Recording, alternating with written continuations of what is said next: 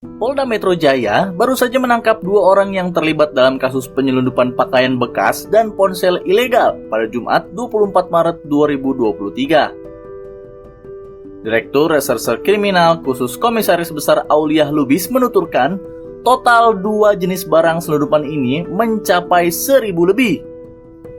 Dalam kasus ini, polisi menyita 535 karung balpres atau pakaian dan barang bekas, 577 unit handphone ilegal, serta 27 unit tablet ilegal.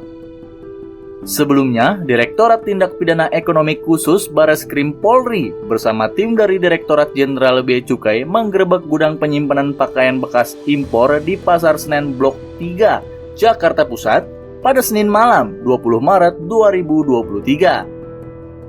Perang terhadap barang-barang bekas impor ini terjadi usai adanya larangan dari Presiden Joko Widodo. Jokowi menganggap perdagangan pakaian bekas ini dapat mengganggu pertumbuhan UMKM di Indonesia. Sementara dari sisi pedagang, pakaian bekas di Pasar Senen Jakarta mempertanyakan kejanggalan peraturan Menteri Perdagangan tentang pakaian bekas impor. Aturan itu merupakan salah satu alasan pemerintah gencar melarang, menangkap, dan menyita pakaian bekas impor.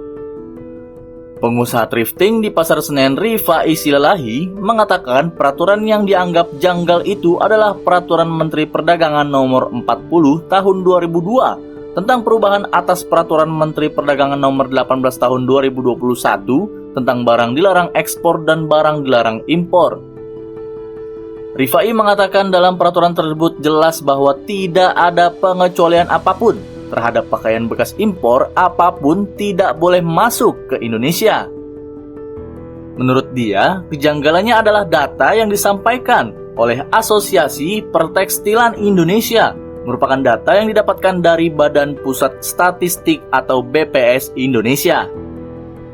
Menurutnya, BPS setiap tahun mencatat bahwa selalu ada pakaian bekas impor yang masuk ke Indonesia dengan legal dan pembayaran pajaknya tercatat di Kementerian Keuangan. Menanggapi hal ini, Menteri Koperasi dan UKM Teten Mas Duki berjanji akan membantu pedagang yang terdampak larangan impor baju bekas, di antaranya di Pasar Senen Jakarta dan Pasar Gedebage Bandung. Hal pertama yang dilakukan adalah dengan meluncurkan layanan pengaduan atau hotline untuk para pedagang tersebut.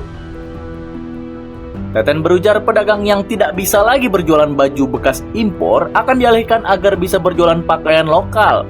Teten mengaku pihaknya hanya akan memfasilitasi peralihan tersebut, sehingga tidak ada stimulus atau bantuan modal.